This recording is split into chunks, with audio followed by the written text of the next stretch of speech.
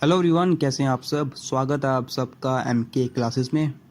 आज की वीडियो दोस्तों जेकेएसएसबी क्लास 4 पर रहने वाली है। आप सबको पता है कि जो ग्रेजुएट्स हैं उनको ये बोला हुआ है कि आपको 22 सितंबर तक आपका कैंडिडेचर कैंसिल करवाना पड़ेगा, कैंडिडेचर वापस लेना पड़ेगा। तो अगर जेकेएसएसबी के द्वारा ग्रेजुएट्स को एलिमिनेट कर दिया जाता है तो क्या हमें इसके बाद एक और फाइनल लिस्ट देखने को मिलेगी, या फिर जो 9500 स्टूडेंट्स हैं जिनको डॉक्यूमेंट वेरिफिकेशन के लिए बुलाया हुआ था उसके बाद के जो कैंडिडेट्स होंगे 11,000 तक या फिर 12,000 तक उनको बुलाया जाएगा फर्दर डॉक्यूमेंट वेरिफिकेशन के लिए। क्योंकि अगर ग्रेजुएट्स एलिमिनेट होते हैं तो इनके द्वारा जो वैकेंसीज जो वैकेंट हो जाएंगी उनको भी फिल किया जाएगा, जो आगे कैंडिडेट्स को बुलाकर ही फिल किया जा सकता है। तो ये सब चीज़ें हम आज की इस वीडियो में डिस्कस करेंगे। सबसे पहली चीज़ आपको क्या समझने की ज़रूरत है, देखिए अगर आपको पता होगा जब जेकेएसएसबी के द्वारा क्लास 4 के लिए एप्लीकेशन निकाली गई हुई थी तो इनके द्वारा टोटल वैकेंसीज जो टोटल पोस्ट बताई गई थी वो थी 8575, शायद इतनी ही 8500 के करीब इनके द्वारा टोटल वैकेंसीज निकाली गई हुई थी। डॉक्यूमेंट वेरिफिकेशन के लिए इन्होंने कितने कैंडिडेट्स को बुलाया था? लगभग 9500 कैंडिडेट्स को इन्होंने डॉक्यूमेंट वेरिफिकेशन के लिए बुलाया था। अब हम ये चीज़ अज्यूम करते हैं कि अगर ग्रेजुएट्स एलिमिनेट कर दिए जाएं तो क्या होगा।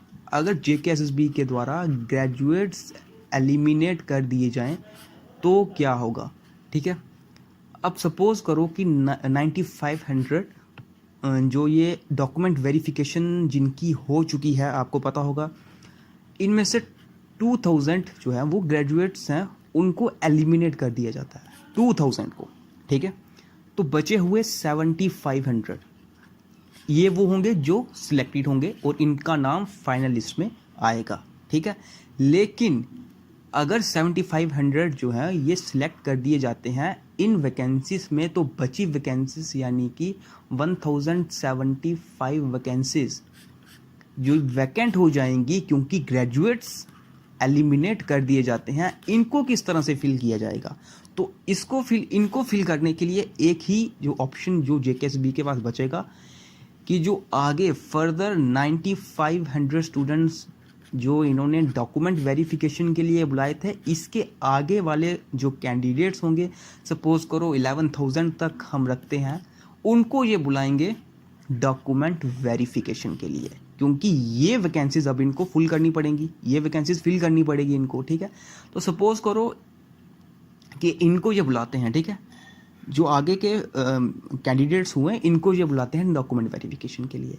अब इन कैंडिडेट्स में से भी कुछ ग्रेजुएट्स होंगे जिनको ये एलिमिनेट करेंगे, ठीक है, और बाकी बचे जो अंडर ग्रेजुएट्स उनको ये सिलेक्ट करेंगे किन वैकेंसीज के लिए, इन बची हुई 1075 वैकेंसीज के लिए। यहाँ पे सिर्फ मैंने ये नंबर खुद से कंसीडर किया है, ठीक है। मुझे नहीं पता कितने ग्रेजुएट्स होंगे और एलिमिनेट किए भी जाते हैं या नहीं, ये सब मुझे कुछ नहीं पता। बस मैं सिर्फ ये कंसीडर करके चल रहा हूँ कि अगर जो इनके द्वारा बोला जा रहा है कि ग्रेजुएट्स को हम नहीं रखेंगे, एलिमिनेट करेंगे, तो क्या होगा। 1075 वैकेंसीज जो है ये वैकेंट जो ग्रेजुएट्स एलिमिनेट करने के बाद बचेंगी, इनको ये उन स्टूडेंट्स उन अंडर ग्रेजुएट्स से ये फिल करेंगी जो फर्दर आगे कैंडिडेट्स डॉक्यूमेंट वेरिफिकेशन के लिए बुलाए जाएंगे 9500 के आगे वाले, ठीक है। इससे ये वाली वैकेंसीज फिल करेंगे, तो फिर जाकर हमारी जो आपकी जेकेएसएसबी क्लास 4 फाइनल लिस्ट की फाइनल लिस्ट होगी, ये आपकी निकाली जाएगी। तो एक बार आप इसका पूरा ये समझिए कि आखिर ये टोटल टाइम कितना लेगी। सबसे पहले 22 सितंबर तक आपको पता है ग्रेजुएट्स को कैंडिडेचर वापस लेने के लिए इन्होंने बोला हुआ है। उसके बाद सपोज करो ये एक हफ्ते बाद या एक हफ्ते के अंडर ये एक और जेकेएसएसबी के द्वारा कुछ ऐसी एडवर्टाइजमेंट या कुछ भी नोटिस आया जाए कि आगे जो बच्चे हैं 9500 के 11,000 या 10,000 या 12,000 तक, जहाँ तक के भी बच्चे ये सिलेक्ट करते हैं कि आप आ जाओ और अपनी डॉक्यूमेंट वेरिफिकेशन कराओ। किस लिए? क्योंकि जो ग्रेजुएट्स को एलिमिनेट कर दिया गया है उनकी वैकेंसीज को फिल करने के लिए। तो फिर इनकी डॉक्यूमेंट वेरिफिकेशन होगी, सपोज करो 1 मंथ इनकी डॉक्यूमेंट वेरिफिकेशन के लिए चला गया, ठीक है। 1 मंथ लगभग इतना रख ही लो, या 1 मंथ नहीं तो अगर 15 डेज भी हम रखते हैं।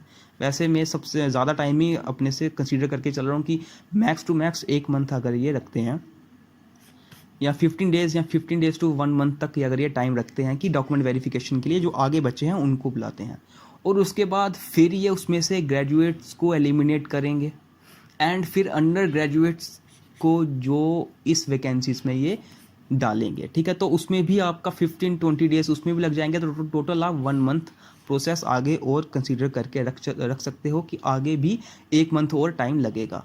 तो 22 सितंबर के आगे भी अगर 1 मंथ का और टाइम लगता है तो रख लो कि कंप्लीट अक्टूबर के एंडिंग तक ही ये पूरा डॉक्यूमेंट वेरिफिकेशन ग्रेजुएट्स एलिमिनेट होने के बाद ये टोटल होगा, ठीक है। तो इसके बाद जाकर ही जो आपका ये कंफ्यूजन है कि क्या फाइनल लिस्ट आएगी, तो बिल्कुल फाइनल लिस्ट ज़रूर आएगी, जिसमें अगर ये ग्रेजुएट्स को एलिमिनेट करते हैं तो अंडर ग्रेजुएट्स जब उन्होंने फॉर्म फिल किया था उस वक्त जो ग्रेजुएट्स नहीं थे उनकी list as a final list आएगी, और उसमें ही हमें मेरिट का पता चलेगा कि डिस्ट्रिक्ट वाइज, डिवीज़न वाइज या फिर यूटी कैडर वाइज आपका क्या मेरिट गया है, ठीक है। तो वो फाइनल लिस्ट में ही पता चलेगा। जो अगर ये ग्रेजुएट्स को एलिमिनेट करते हैं तो उसके बाद ही ये जब फर्दर आगे कैंडिडेट्स हैं उनको डीवी के लिए बुलाएंगे, उनकी डॉक्यूमेंट वेरिफिकेशन होने के बाद ही ये फाइनल लिस्ट आएगी, ठीक है। तो ये प्रोसेस अभी थोड़ा अगर लंबा जाएगा, मुझे लगता है जो कि थोड़ा लंबा और जाएगा, 1 मंथ आप और रख सकते हो कि 22 सितंबर के बाद कि अक्टूबर मंथ भी कंप्लीट इसी में ही, इसी प्रोसेस में पूरा लगेगा अगर ये ग्रेजुएट्स एलिमिनेट कर दिए जाएँ, ठीक है। तो उसके बाद बिल्कुल फाइनल लिस्ट ज़रूर आएगी। तो ये सब था दोस्तों आज की वीडियो में। हम आपको बता दें कि अभी हमारे चैनल पर किसकी क्लासेस चल रही हैं। अभी हमारे चैनल पर JKSSB जूनियर असिस्टेंट के लिए हम तैयारी कर रहे हैं, जिसमें हमने रीजनिंग कंप्लीट कर दी है। नॉलेज ऑफ कंप्यूटर हमारे द्वारा जो आपके सिलेबस में था वो हमने करवा दिया है। इंग्लिश की जो मेन क्लासेस होती हैं, नरेशन, टेंसेस, प्रेपोजिशन, आर्टिकल्स वगैरह, ये सब हमने कंप्लीट कर दिया है जो आपकी मेन क्लासेस थी। जम्मू कश्मीर का जनरल अवेयरनेस हमने कंप्लीट कर दिया। इसी के साथ जो आपका पॉलिटिकल एंड फिजिकल डिवीजन था वो भी हमने कंप्लीट कर दिया। उसकी भी हमने 7-8 क्लासेस में वो हमने कंप्लीट किया है।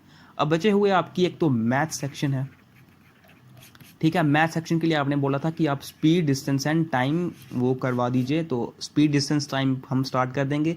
कल या परसों आपको स्पीड, डिस्टेंस, टाइम पर भी क्लासेस मिलना स्टार्ट हो जाएंगी। तो अगर आप जूनियर असिस्टेंट के लिए तैयारी कर रहे हैं, आप हमारे चैनल को सब्सक्राइब कर सकते हो। आपको मैक्सिमम क्लासेस हमारे प्लेलिस्ट सेक्शन में यहाँ पर मिल जाएंगे। लेकिन जैसा कि मैंने आपको बताया है कि जूनियर असिस्टेंट के लिए एग्ज़ाम आपका बाद में होगा। पहले आपको आपकी जो टाइपिंग स्पीड होगी वो 40 या 45 मिनिमम 45 लेकर ही चलें।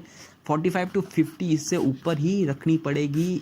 इतना वर्ड्स पर मिनट आपको एटलीस्ट आपकी स्पीड आपकी होनी चाहिए, तभी आप जब आपका टाइपिंग टेस्ट होगा जूनियर असिस्टेंट के लिए, उसमें 35 वर्ड्स पर मिनट जो आपकी स्पीड मांगी हुई है उसके लिए आप एलिजिबल हो सकते हो। अगर आपकी स्पीड ही 35 वर्ड्स पर मिनट है और आप ये रिस्क लेके चल रहे हो कि अगर मेरी अभी 35 वर्ड्स पर मिनट आ रही है तो फिर मैं एग्ज़ाम में भी 35 वर्ड्स पर मिनट तक का स्कोर कर सकता हूं, तो ऐसा नहीं होता दोस्तों।